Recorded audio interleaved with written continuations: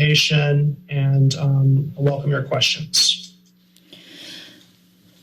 Thank you so much, Larry Imwalle. I know that this update comes with a lot of hard work behind it. Thank you for laying out those categories and breaking it down. I'm going to bring it to council members for questions. And I did see Council Member Myers, you had your hand up. Thank you, Larry, for that thorough presentation. Certainly a lot of numbers. I have couple of questions for you. You mentioned the pallet shelters that Housing Matters would potentially put in, basically program on their, I think, on their campus. Is there a count for that at all? That campus specifically? Yeah, in terms of how many shelters, how many more pallet shelters they may be able to accommodate there. Yeah, so good question. And the answer is twofold. And I apologize, I should have covered that with a little more detail in my presentation. There's sort of two phases that we're exploring there. The first is that we've been working on a expansion plan for about 15 to 18 pallet shelters on the existing campus, within the campus. So that's phase one, if you will.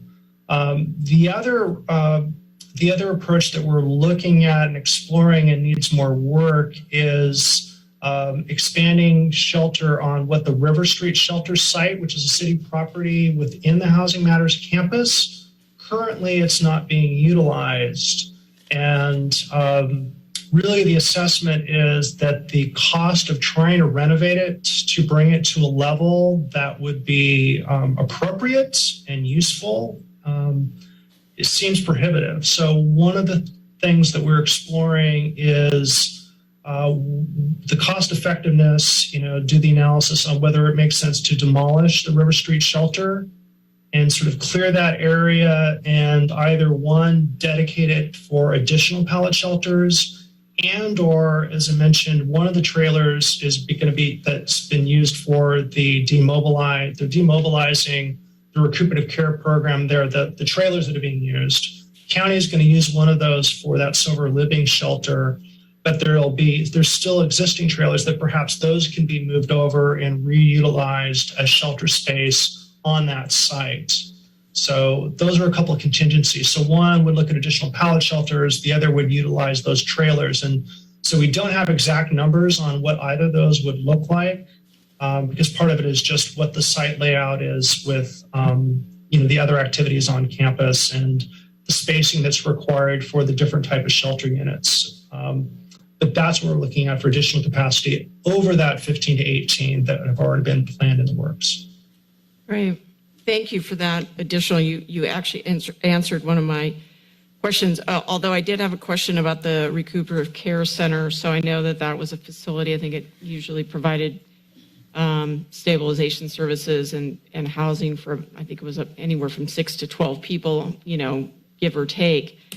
Is that, hopefully that's not being lost in the mix of all the moving around of the pieces over there. I'm just curious about a little bit of an update on that, short update. Yes, I apologize. I don't think I have the most up-to-date information. I know we've been in conversation with the county, through our collaborative meetings about how they're planning to continue that. And I know they were planning for that, but the specific details escape me, and I can return with that, or I don't know if Lee has his notes with him. Yeah, I can provide some general updates. The county has been exploring with Housing Matters how they might be able to continue the recuperative care facility. And the council's aware of the 120 permanent supportive housing units that are planned for the rear of that site. We've entitled that, and they're out actively seeking funding for that. At this point in time, they think that the earliest that construction would begin would be spring of 2023. And so the county has worked with Housing Matters and various medical providers to, they're anticipating that the recuperative care center is going to continue in the mobile units in the back there. And then also those mobile units will be utilized for relocation of people from the poly loft as the hygiene bay is being reconstructed in the coming months. So actually later this week, the bids open for the hygiene bay. And that construction is expected to commence in circa July, and that'll be about a 6-month time frame. So the individuals in the poly loft will be able to relocate to that area. Other portions of those mobile units in the back will be utilized for the recuperative care. And then once the construction starts, those mobile units are going to have to go. The River Street shelter location is one option for those. But it's still TBD what the ultimate disposition will be of that property. And the Coral Street master planning effort, the design charrette and master planning effort that Larry mentioned, that will inform what we want to do with this site, with that portion of the site on a longer term basis. Okay. Thank you very much, Lee. That's helpful. Two quick other questions. The HMIS system, Homeless Management Information System, are most of the people who are being contacted wherever, if they're at the Benchlands, they're at 1220, are you working to get as many of those folks into that system as possible? And are we having success with that? Yes, we are working to get as many people as possible. It's sort of two-tiered to this. So the existing HMIS is really dedicated to shelter programs and services. So not necessarily every program that the city is working on or every person in each encampment is going to be an HMIS through I guess I'll call it the traditional module. But what the county is in the works of implementing is a new outreach module to HMIS. That will begin to collect data on individuals outside of shelters that are in encampments. So we'll be able to begin to get information on who and where they are, what kinds of services they may have been in contact with, so that we can begin to have that information and work on sort of developing coordinated plans. So that is being launched very soon. My understanding is that there's a couple of existing HMS nonprofits that are utilizing that system. They're going to be testing out that new outreach module, and they'll begin rolling it out more comprehensively soon. So we will have that capacity outside of formal licensed users that are contracted to provide shelter and supportive services. And so, so with the city staff who do our outreach currently, that they do have access to be able to test those modules as well as use the existing module. That's great. Correct. Yeah. So they're licensed users, and we have our program for 1220 River Transitional Community Camp. Everybody is entered in HMIS. Everybody for the program at the Armory, operated by Salvation Armory, that we're opening for the 75, they will all be in HMIS.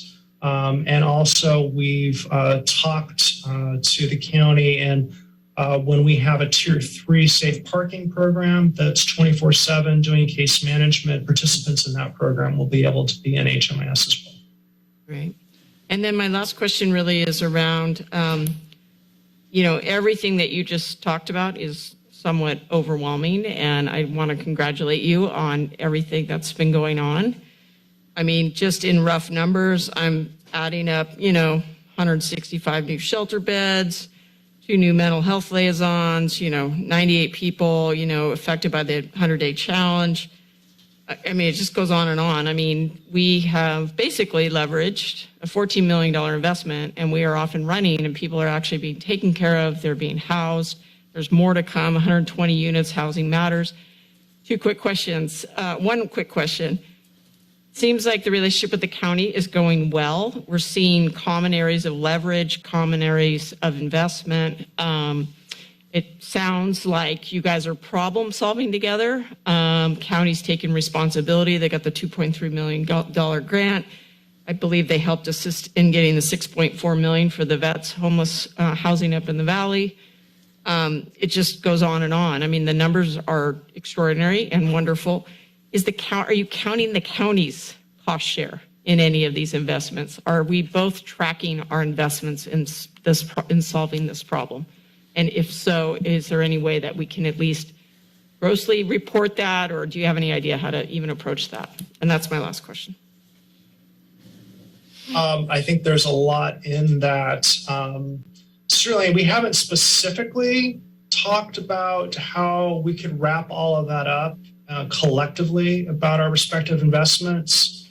I mean, we're certainly having those conversations at an operational level. And I think like the one example that speaks to it really clearly is the development around the Housing Matters Coral Street expansion, right? Where initially we were looking at expanding shelter capacity and purchasing the shelters, the infrastructure, and paying for the programmatic costs. Through our conversations, the county is in a position to be able to look at it taking on the programmatic costs, which frees up our resources. So we're working at that level, and I think that could be a next step where we can look at collectively how we're investing, how they're investing, and really how we're, again, leveraging one another's resources, as well as not just in a financial sense, but how we are, through working in a coordinated fashion, are really being able to have a, sort of a comprehensive response with respect to homelessness in our community. Councilmember Myers, if I could dovetail to Larry's comments on there. I can answer confidently because our finance team is developing a really intentional financial framework so that we can better track the investments we're making as a city. Because of the ways the work touches just about every city department, you can imagine it's a complex endeavor, but an important one. And I think along those lines, we're certainly going to continue in collaboration with the county to help ensure that the county's investments are keeping pace with the major investments that the city is making, and that we can more comprehensively report on that collective work across the region. So more to come. And part of that will daylight as we bring the budget and talk about the ways in which we're planning to more closely track those investments on the city side. But your point is well taken. Thank you. And I'll close. I won't comment later. I just want to, Larry and team, Lee, I want to thank you for housing 38 people. I want to thank you for putting 54 people on a pathway to housing. I want to thank you for 7 people who received necessary services at 1220, 4 who became engaged in mental health assistance, 6 who got jobs. I want to thank you for putting 15 safe sleeping sites out for people to use. And I want to thank you for getting ready another 165 shelter beds in our community. This is really amazing, and you guys worked really hard, and we're going to change this dynamic in this town, and we're done being hands-off, and we're more into being active and hopefully helping people get into successful lives from here on out. So these are great numbers. I really appreciate it, and thanks. Thank you, Councilmember Myers. Are there any other council members? Councilmember Kalantari Johnson. Thank you, Larry, and the whole team for all your work in this presentation. I did send a number of questions, and thank you for responding to them ahead of time.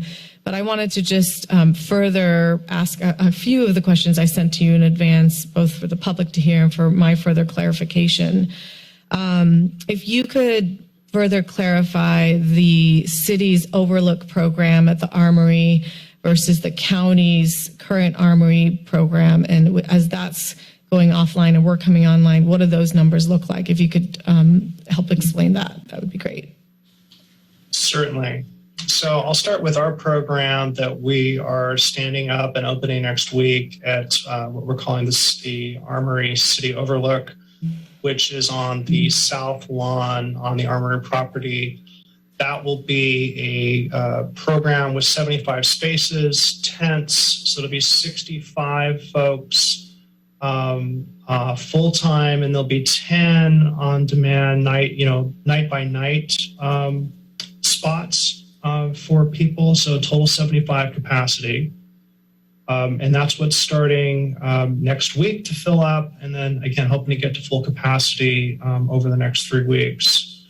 The county's program operates presently inside the building. That's their one remaining program up there.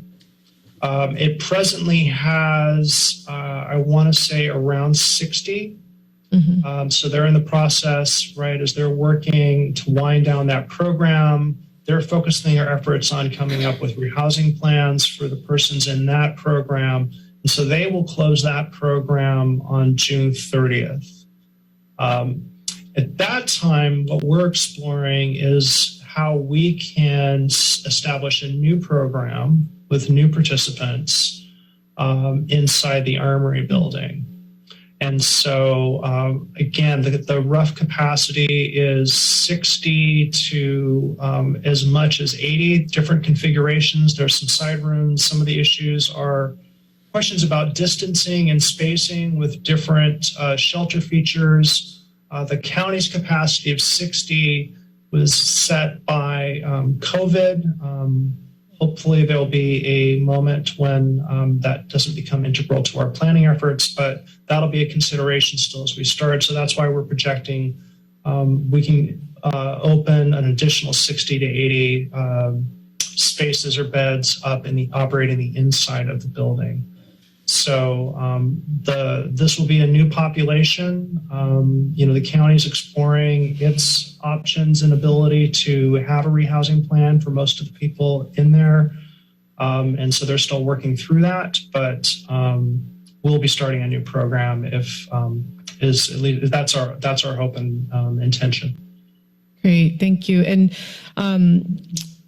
can you share what are the time limitations of these sheltering programs, and what are we doing to support individuals as they approach their sort of the end of the time limitations to assist them in getting support to more permanent, stable housing? Yeah, so this is an area that I think we're focusing on and looking at, and this is part of our conversations with the county too, and working towards having common, if not, similar, if not common, kind of timelines for staying in specific shelter programs. And so the intent is to try to have that turnover to support people to make progress towards more stable and permanent housing. And so what we've been looking at is something between 4 and 6 months, at least as an initial period. I actually believe by state code, a shelter is a 6-month program. So that's sort of a guiding kind of benchmark. That's what we've implemented, in our first transitional community camp, is initial 6 months of a time limit, an evaluation based off of progress towards housing goals, with extension possible based off of people working their plan, as well as the prospect of exiting persons in those programs if they are not working on the goals and objectives that are part of their plan that they developed with support from staff. So again, the goal is, trying to work with people who are ready to do that work towards securing more permanent housing. So that's where we're looking at now is 6 months with the possibility of extensions. And one of the challenges too is just there's a number of people and other programs that have done the work they need to do with their case plans, have housing vouchers, and don't have a housing option. So that's the tension in this process. But I think conceptually, trying to work around 6 months as a period, and then really the work on rehousing plan starts on day one. It's not something that is planned for in month 4 or month 5. That is one of the initial pieces so that people can maximize their time that they've got that space.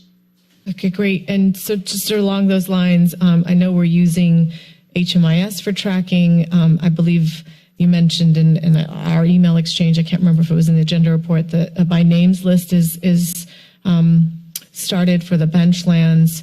How are we tracking across the shelters, at least in the city, if not in the county? I know that's a maybe longer term plan that the county's been talking about for a long time, but it seems like now is a really great opportunity to really get a by names list going, get folks into the coordinated entry system and then to that pathway to housing.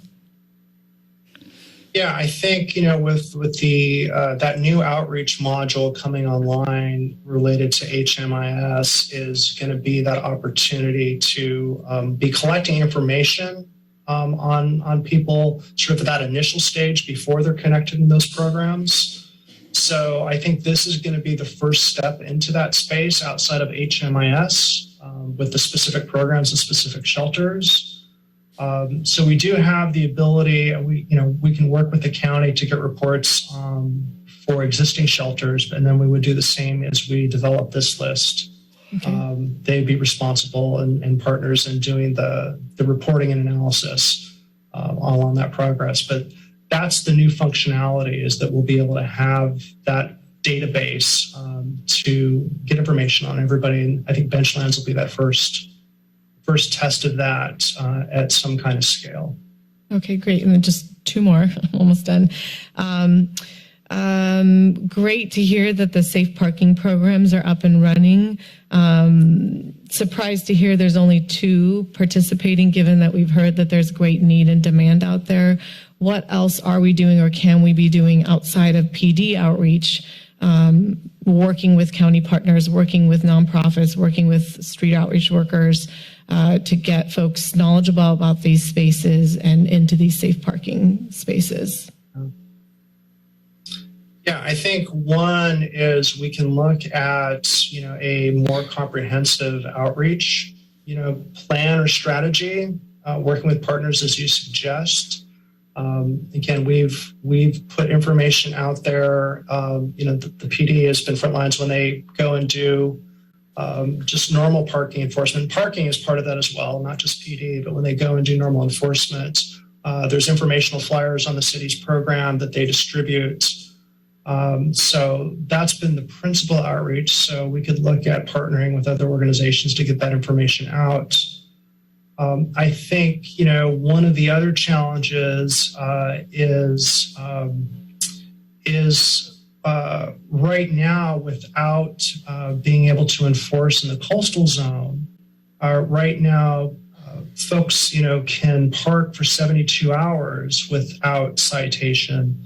So an overnight program isn't particularly attractive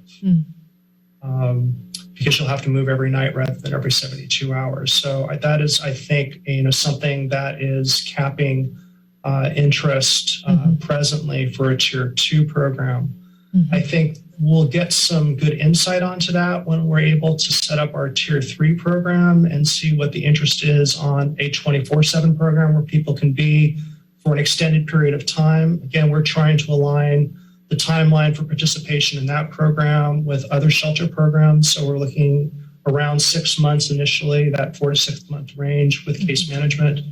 But that might, in some respects, be more appealing to some folks because it's a 24/7 location that you can stay and not have to move.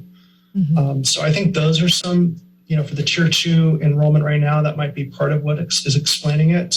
But certainly I think we could look at additional outreach to test and validate what the reasons are for low enrollment at the moment.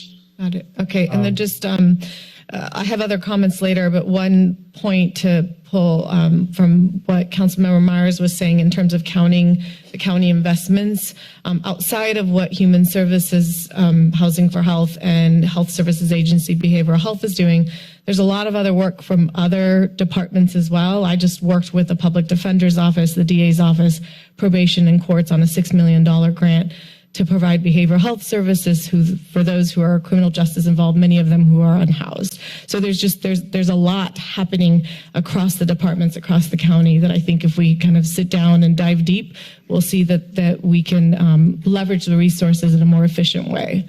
So that's it for now. I'll have more comments later. Thank you so much. Thank you, Councilmember Kalantari Johnson. Vice Mayor Watkins. Thank you, Mayor, and thank you for the presentation and a very thorough agenda report. I think, as been said, there's certainly been a lot done, and sure, we have a long way to go as well, but the process requires us to continue to keep our kind of our foot on the pedal, if you will. I guess I have a couple of clarifying questions that haven't been asked already in regards to a couple of the proposed positions, and I don't know if maybe this might not be for you, Larry, but there's two that sort of stood out as kind of being a little bit high to me, and I just wanted to see if I could get explanation. And one is the halftime community relations specialist, the budget being over $100,000 for that. I'm assuming that's not a benefited position. And the other is for the Coral Street master planning and design services amount. That too seemed kind of high. So I was wondering if there could be an explanation as to why those figures are what they are.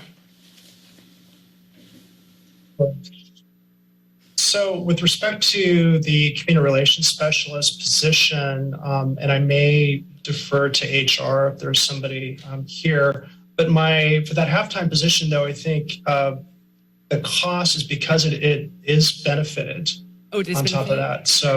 So at that halftime level, there's eligibility for benefits that are similar to a full-time equivalent cost.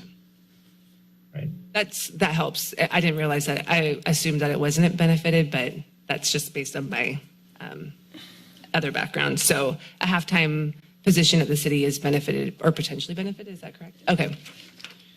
And then for the design services, is that something that, like, what does that entail in terms of the work, I guess, the scope of work for that? Right. So there's, Go right ahead, Larry, and I No, I think it'd be great to have right. Your planning hat answer all of that. Sure, happy to. So we are planning to release an RFP later this month for master planning effort and design charrette. And essentially that would involve a consultant doing stakeholder interviews, gathering background information, holding a design charrette. Typically, these are multi-day charrettes. We haven't put that specifically in the RFP because we want to provide that flexibility for consultants to come up with their own approach to how they would handle the work. But oftentimes those are multi-day charrettes where they come in and they do information gathering that first day, and then they come back with potential alternatives the second day, and then they mold those together and come back on the third day and vet some options for how we might plan for the different services. And so that would involve both identification of the range of services that we need with the different stakeholders, our nonprofit partners, the county, and ourselves with the city, as well as then looking at some of the land use opportunities, using architectural expertise to understand what dimensions are going to be successful for buildings and the floor plate sizes, as well as for the parking needs out there, and how that overall streetscape and the properties along that streetscape can be planned to accommodate all of those uses. And what we would anticipate as that from that is really a conceptual plan that speaks to, here are the uses and intensities of those uses that you should potentially be considering and how they might fit together. But it wouldn't necessarily include the specific land use changes. In fact, I don't anticipate that it would include the land use changes. That would be a subsequent effort, and that would have the CEQA components to it and the real analysis. This is more, how might we structure our investments now, and what are the steps that we need to take from a land use and design perspective and prioritization perspective in order to get there. So that consultant effort would be condensed but intensive. And we don't know how much that's going to come back at, but we do think that we'll have sufficient funds in there for that particular portion. Now, there are also within that pre-development funds for future development along Coral Street, right? So once we identify here are the uses that we want to focus on, we need to start taking those next steps in terms of both the land use changes as well as starting to put plans together so that we can go out and secure funding. And so the 14 million includes allocations for both of those, the initial master planning effort and then the future pre-development fund. Great. Thank you for the clarification. I was just wondering what it encompassed, so I appreciate that. Sure. All right, I think that concludes my questions. Okay, Councilmember Brown. Thank you, Mayor. Thank you, Larry, for the presentation, and thanks to the entire team for all of the work you've done. I know it's complex, it's challenging in many ways, and it's just really wonderful to see so many of the things that I've been advocating for, and many of us have been advocating for decades now, both myself as an activist prior to being on the council and during my time on the council, to see this kind of coming together is really heartening. And having talked with somebody who's involved in the Tier 3 safe parking program, or hopefully going to be managing that, just, you know, their excitement, enthusiasm, just really made me feel like this, you know, this is something that's going to make a really meaningful difference in people's lives. So thank you. I wanted to ask, since we're talking about the kind of budget for some of these additional functions, some of which are intended to be staff, city staff, ongoing, and some are as contractors. And I'm going to just say it again. I see well, about $500,000 here for you know, planning and proposal development consultants, and then a legislative advocacy consultant. So we have a very robust administrative and consultant budget. I'll say that. And I understand that there are good reasons to want to seek out that additional support, and that there can be a significant return on that investment. But I did just want to ask about kind of how you're thinking about that. I see that agreements for services will come to us if they meet the criteria for needing council approval. But they're pretty big ticket items, and you know, we spend a lot of time on this city council spends a lot of time talking about the creating accountability and evaluation metrics for our service providers, for the people who are serving very poor people and marginalized people in our community. We make them jump through a lot of hoops, and so I'm just wondering if what kind of evaluation metrics we'll put in place for these kinds of functions to ensure that those investments are paying off, and at what point might we, depending on the outcomes, determine whether or not it's worthwhile to continue to do that.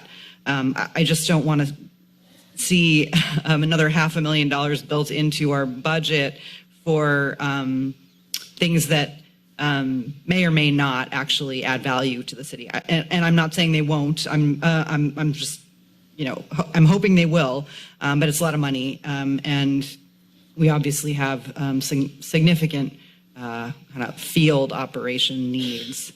So just would love to hear a little bit more about those. And since you laid out a little bit more about the Housing Matters, the Coral Street campus, I thought maybe we could hear a little bit more about those too as well. Certainly.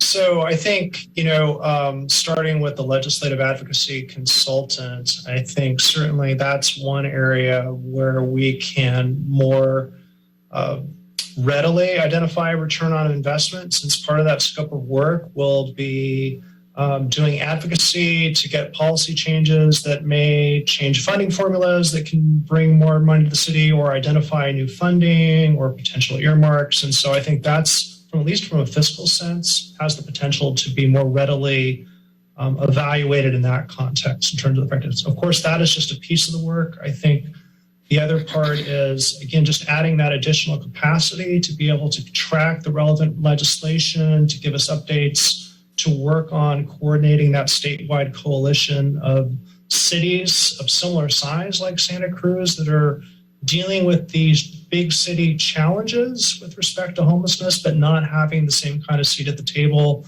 in Sacramento. So there's multiple aspects to the work. And again, that's additional capacity that's needed to do that work. And in many respects, it's not just the direct return on investment, but sort of we're not keeping pace if we're not able to keep track of where things are moving in the legislative arena. So I think we can with that position there. And again, that we'll be able to assess on an ongoing basis whether or not that's a good recurring investment.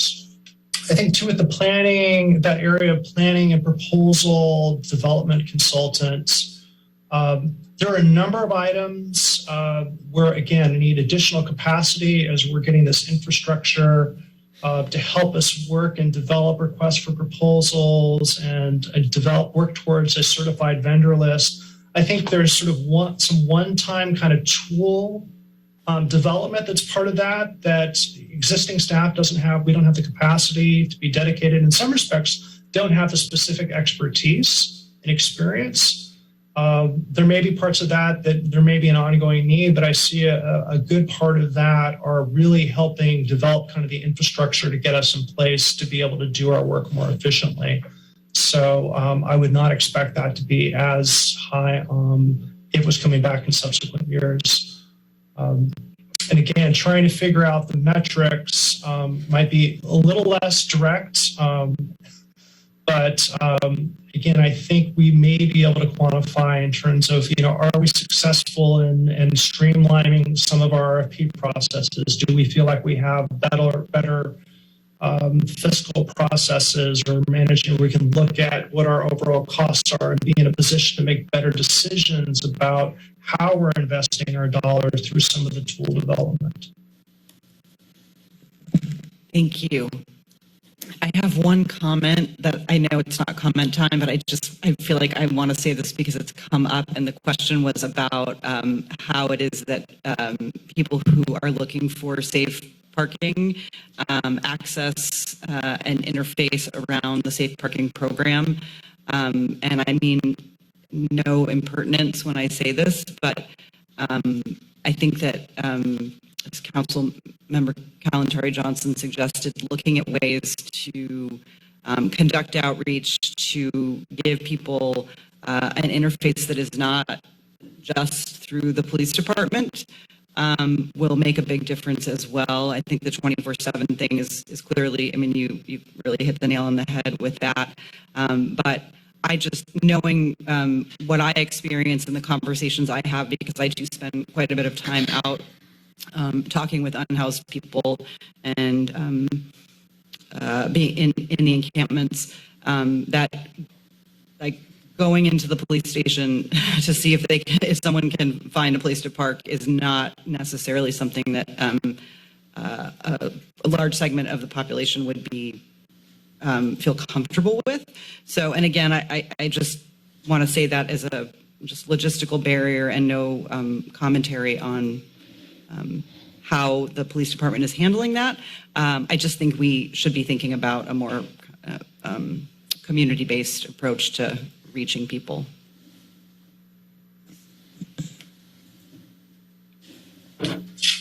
Thank you, Councilmember Brown. Councilmember Cummings.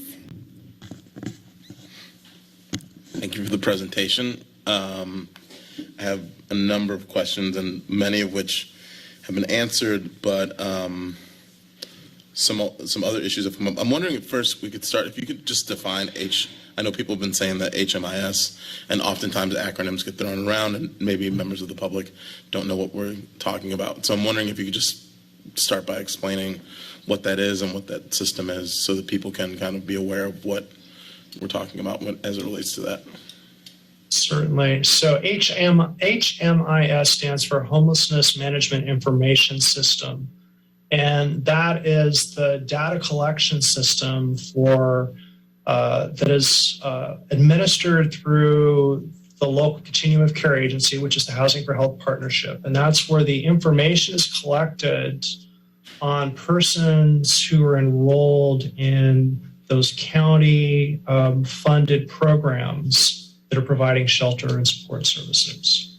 And so this is a tool, it's part of the case management. It has, the information on personal information, on names, dates of birth, as well as then service connections, so every service provider that's part of that network, if they that person receives a service, case notes and documentation goes in there to be able to track their progress. You can see, through that, whether what their housing outcome is in terms of if they are successfully find permanent housing, whether that happens or not.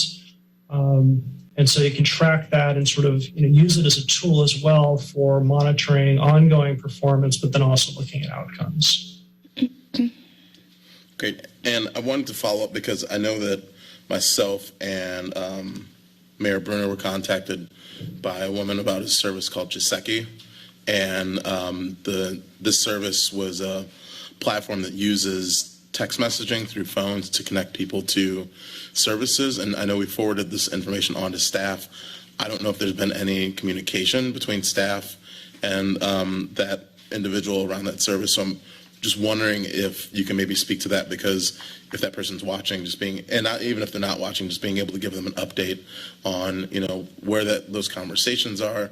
Is that a possibility of use? Because it sounded like a tool that could be used not only by providers, but also individuals in the field who, if they needed to be connected to a doctor or potential employer or what have you, that they could actually use this service, which is kind of using an AI platform to help connect people who need services with those services. And so I'm wondering, and it also tracks all the interactions and engagement. And so I'm wondering if you can maybe speak to that. Yeah, thank you for forwarding that information. I have not had a chance to follow up yet, but that is something on this to-do list. One, just to find out more information about the functionality, how it might be useful, how, as I mentioned, one of the pieces that we need to develop as this process is to have better data collection tools and better systems. And not everything that's part of the city's plan may be possible to work through HMIS, just given the kind of the parameters around how they're collecting data in HMIS. So we may be needing to look at different tools so that we can do some monitoring and data collection of our own programs in some way. So figuring out that functionality, I think will be useful. So that's on my to-do list.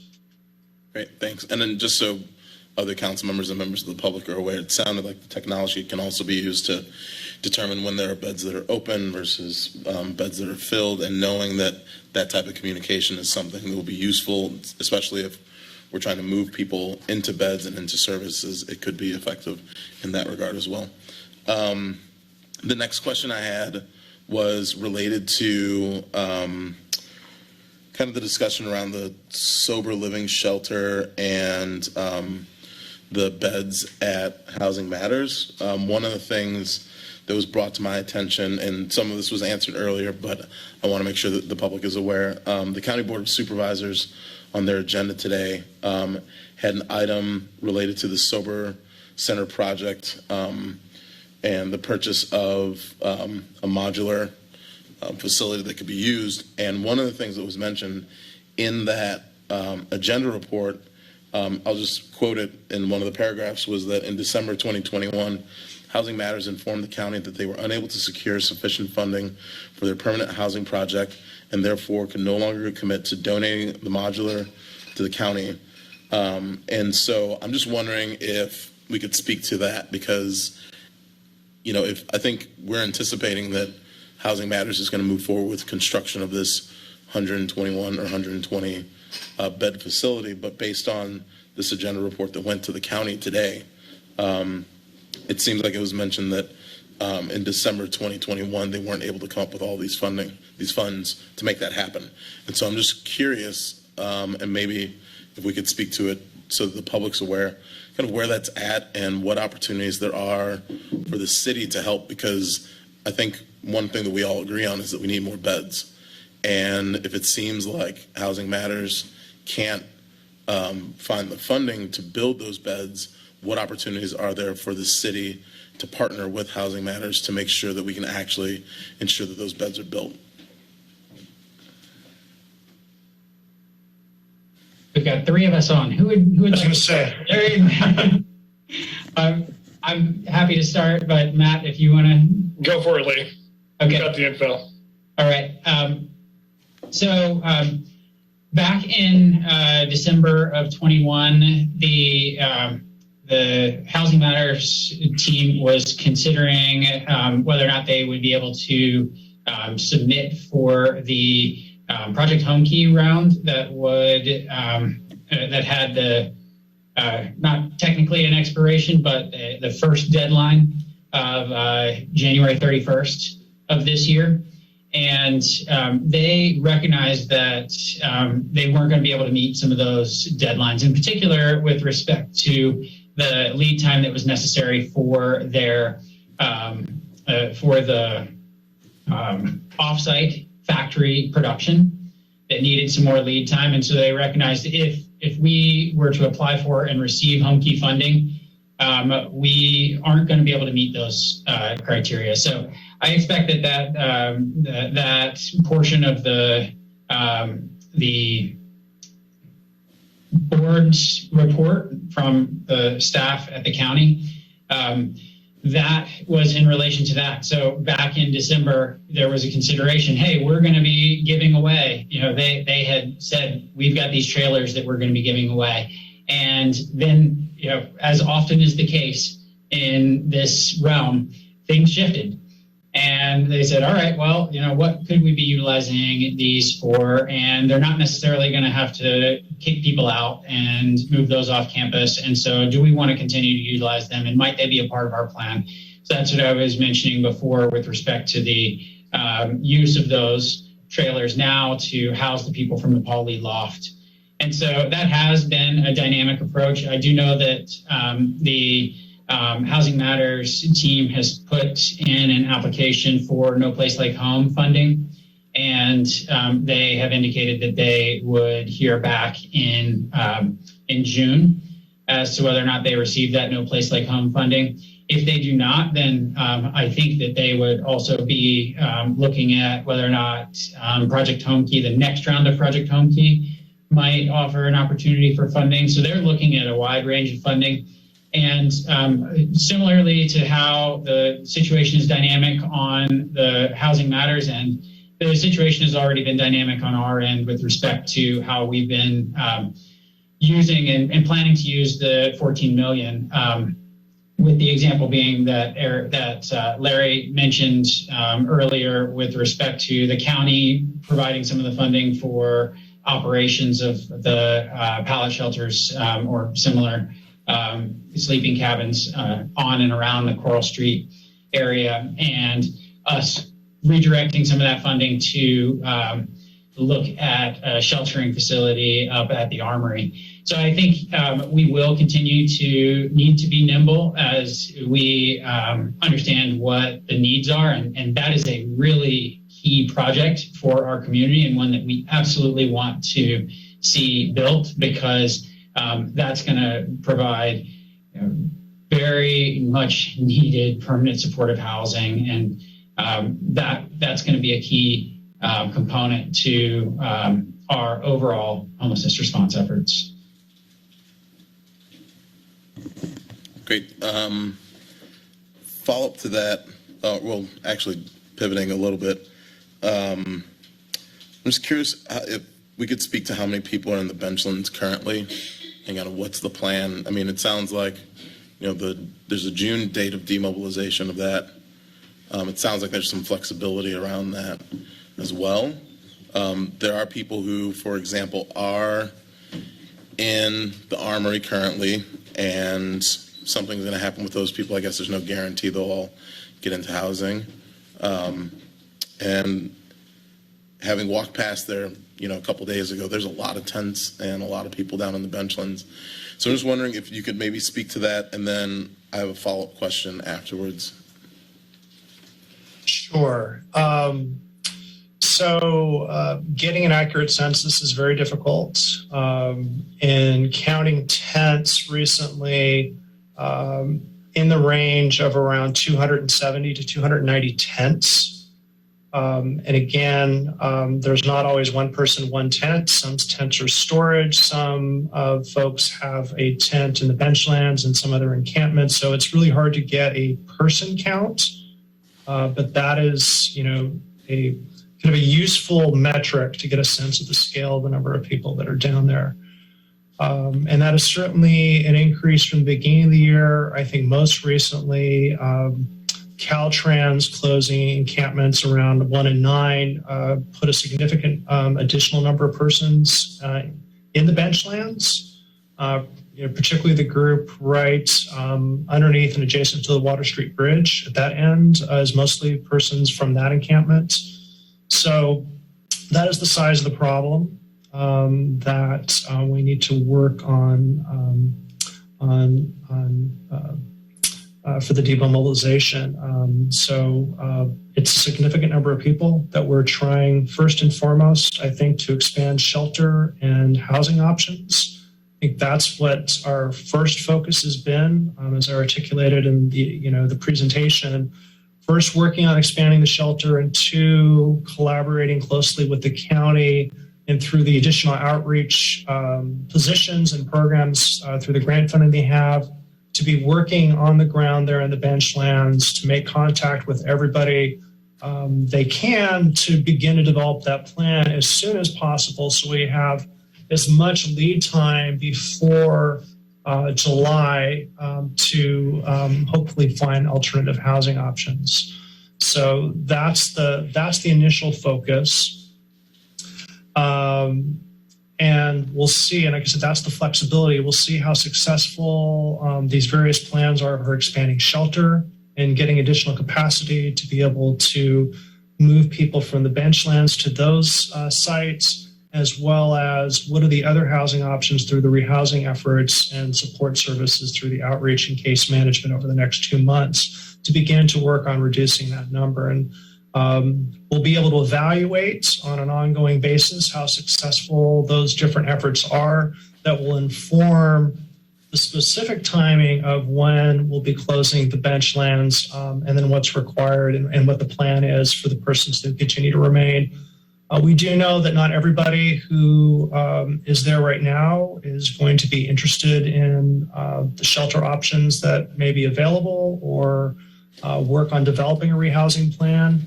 But our goal and our effort is we're going to have a place to the best of our ability for those who want a shelter space to be able to have one available with this timeline. Thanks. And then the follow-up to that is, the 1220 River Street. I mean, well, one, there's a lot of staff that are being proposed to be hired. 1220 River Street, and somebody can correct me if I'm wrong, but I do remember in the past that the capacity there was probably around 60 to 70 tents that it could accommodate. And, it seemed like things were actually going pretty well there in terms of being able to accommodate people, understanding that, giving everybody each individual case management takes some effort, but again, we're investing in that right now. And I'm just wondering what opportunities there are to expand the number of tents at 1220 River Street. And this ties into the benchlands, and this is somewhat of a comment, but one of the things that many people that I've been speaking to are concerned about is that if we demobilize the benchlands at the end of June, we're getting into fire season. And if we don't have enough capacity and we kick everybody out of the benchlands, there's a high likelihood they're going to go into the Pogonip. And, given that we're still, recovering from one of the worst fires in the history of our community, I think there's a lot of concern about people going into the forest, and then that increases fire risk because right now, fire risk would be low in the benchlands. Obviously, we need to get people moved, out of that flood zone before the winter, but the concern around closing the benchlands and then people moving into the forest, I think is something that's of great concern. And so I'm just wondering, is there the potential to expand the capacity at places like 1220 River? I mean, it sounds like we're going to meet the same capacity indoor at the Armory. We're going to have 75 more tents up there.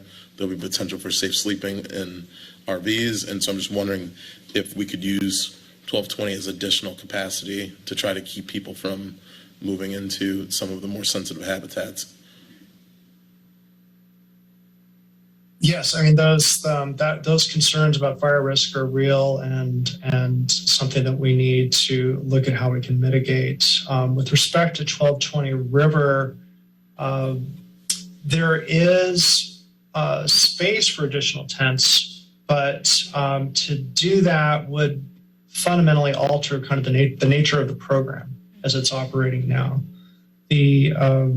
The smaller camps maxing at around 30, where they are, we have staff that are there on site every day, but not full day. These are, to some degree, self-managing communities, and they're building community, and you can build community amongst your neighbors with 30, but if you start to put more people into that size of space, the ability to create that community and work together cohesively becomes really challenging, and would make it more difficult, again, for providing the case management and supporting people to make progress towards those permanent and more stable housing options.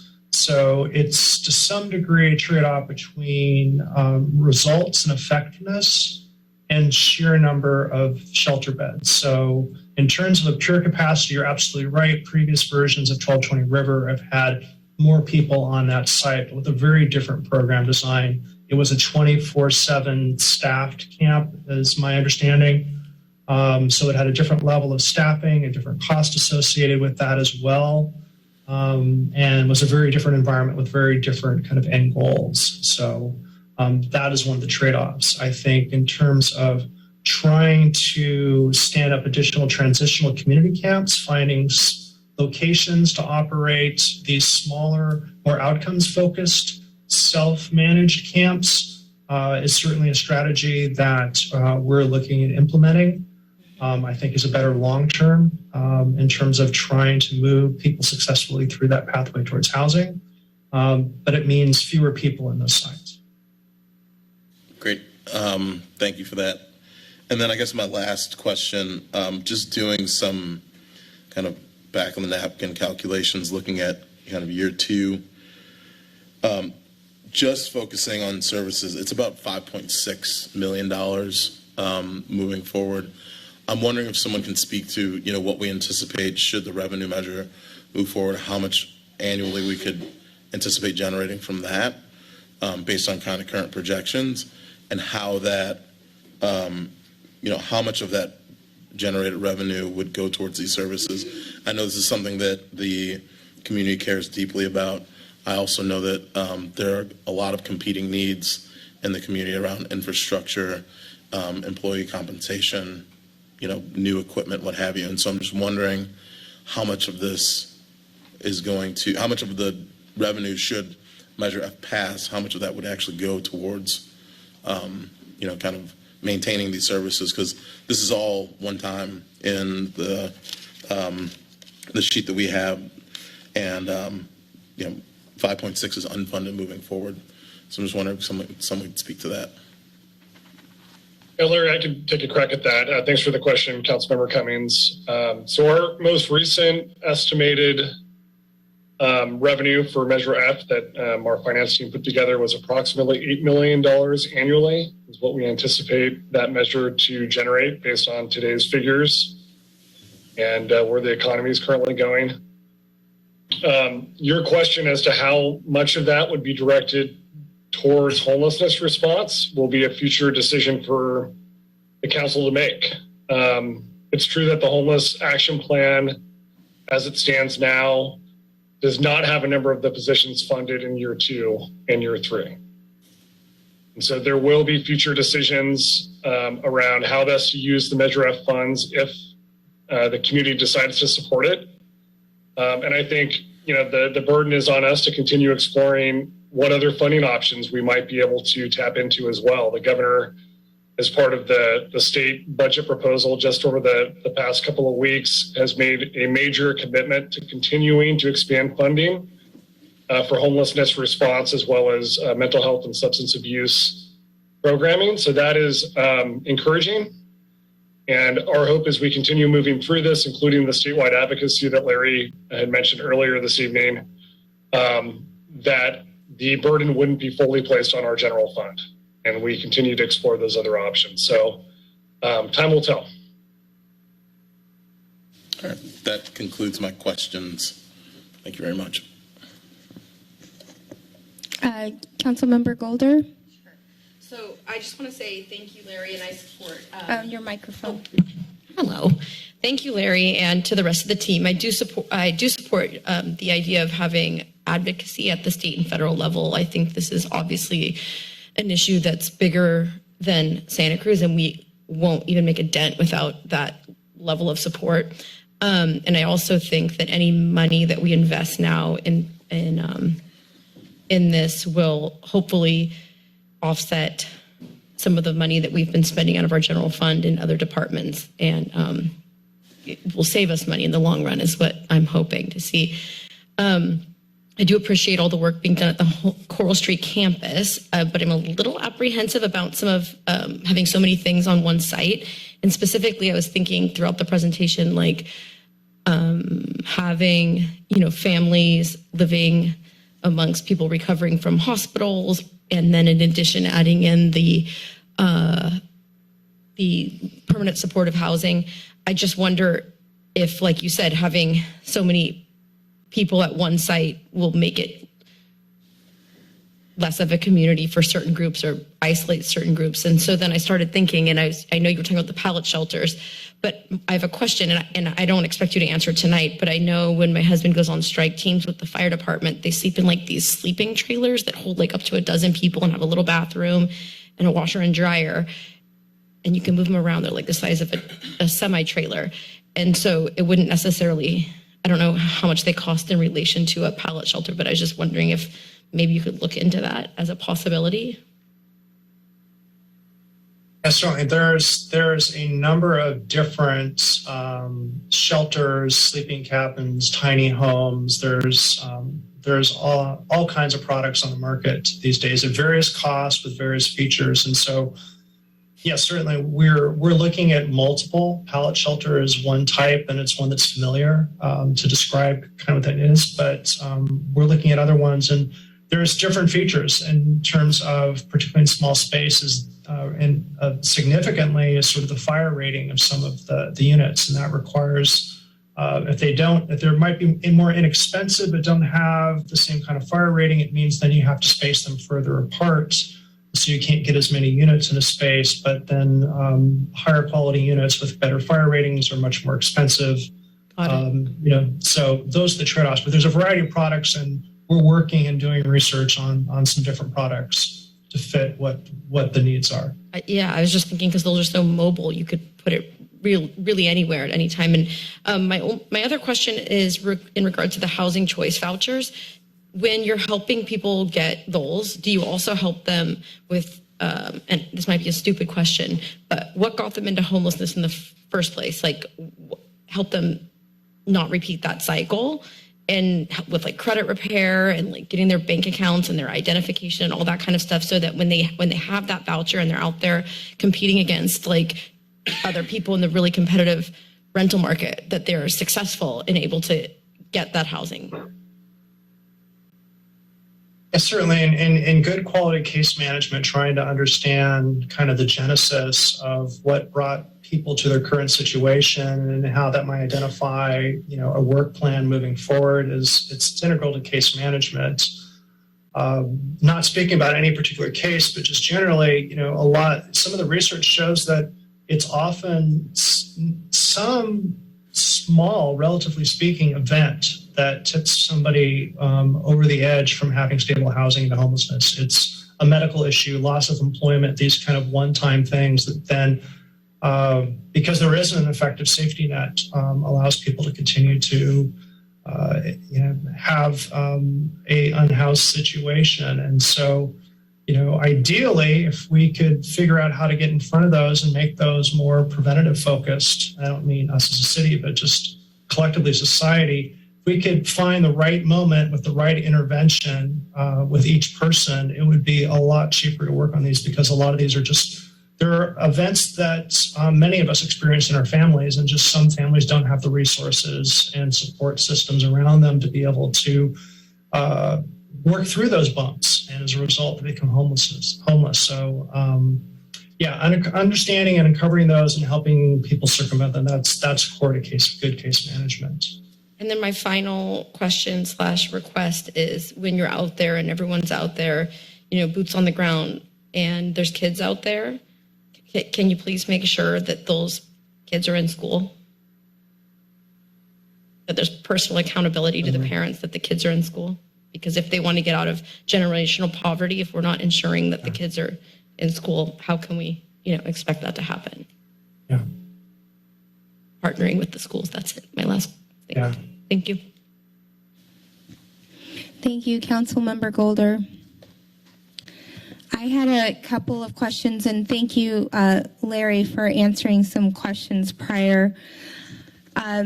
So one thing that has come up, and I just kind of want to get clarity in explaining what a hygiene bay is. And it's really explained in terms of new flooring and new moisture barrier. That's all laid out here, but it doesn't really define what the hygiene bay consists of. And is there only one? These are some of the questions that have come up.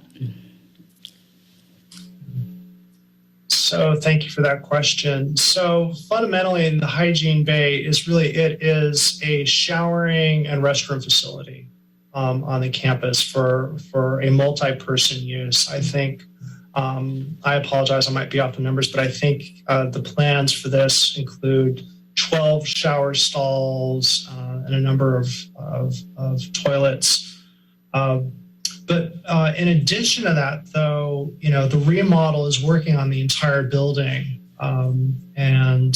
So it's also going to require significant, HVAC, for heating and cooling and moisture movement, so that you don't have kind of the impact on the building and the degradation of the building related to all the moisture that was in the old hygiene bay. So the focus is on the hygiene bay and rebuilding that, but there's a lot of infrastructure to the building and shoring up the building that is part of that process. And again, those services are integral to around thinking of the number of people that are sheltered on that campus, the day use of services that they have there, and having that facility available to improve the quality of life for persons experiencing homelessness is essential.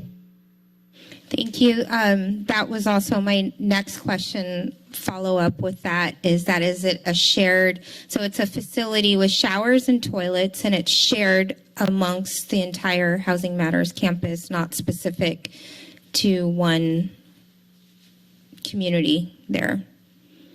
Larry, Sure. it's Yes.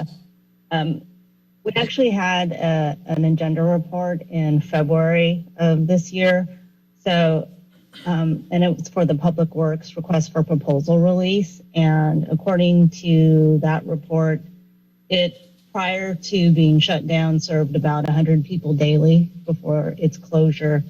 And as Larry talked about, it is a full-on restoration of not just the showers and the toilets and sinks, but it also includes upgrades to the ventilation system and the existing building facility, and then the moisture barriers, the air conditioning, et cetera. We've got a full agenda report related to that. Mayor, if we can also forward that on to you to pass on if you'd like. Thank you. You're welcome. The next question is, what are the facilities at the Armory in terms of showers and toilets and hygiene bay? So for the program that we're starting, there will be a shower trailer that is available, and then we'll be having portable toilets and hand washing stations up there. There is some within the Armory building which we will not have access to immediately. That would be after the county program closes. There are restroom facilities and a shower, although it's a shared shower, that kind of limits use. So while the county's been operating the program, they've done it similarly where they've had a shower trailer with multiple shower stalls and portable toilets and restroom facilities up there as well. So that's the infrastructure that we'll have for our program. And the safe parking sites and gray water dumping, what's the progress on that? Yeah, so similarly, at all, any and all safe parking locations that the city operates, there will be restrooms and hand washing stations. There will be refuse containers for garbage. And we are working in the process of looking at how we can support safe dumping of RV gray and black water tanks. And it may be through a combination. Initially, the plan for the Tier 3 program is to work with, at least initially, United Site Services that services the porta potties to see if they can do that as well. We're also looking at other mobile operators that can go to the sites periodically and provide dump services. And then we're also looking, as part of the plan, about trying to find a location to establish a dedicated dump station in the city that people could utilize, independent of being part of a safe parking program. Okay, thank you. What is the update on shelters across the county progress? And, I know you spoke a lot of the collaboration and efforts working together, the city and the county working to provide services, and some of the programs, the behavioral health, the mental health liaisons. But I know there was early on with this plan, kind of a collective effort. A lot of our unhoused folks come from across the county, and there was kind of a look at identifying countywide sites and working together to establish some of those smaller shelter sites, and again around that 30 people range to have the most effective outcomes for people. And so I was just wondering if there was continued progress in that area. Yes, so I don't have an updated shelter capacity number from tonight from the last report, but I can contact our partners at the county to get an updated number. But to the other part of your question, yes, we continue to be in conversation collaboratively about trying to work towards, the countywide goal is to have 600 shelter spaces. Okay. And so when we have our collaborative meetings, we talk about sites, locations, programs, funding. So we're actively working on that. I think a good example is the county partnering to support expansion at Coral Street is one example. They're continuing as they're winding down their program at the Armory and looking again at other shelter options through master leasing. So there are active efforts, and again, we're sharing information to be able to work towards that end. Thank you. And developing a housing plan for everyone in the Benchlands. That's is an the ambitious goal. Amazing goal. And it sounded like that's started now slowly.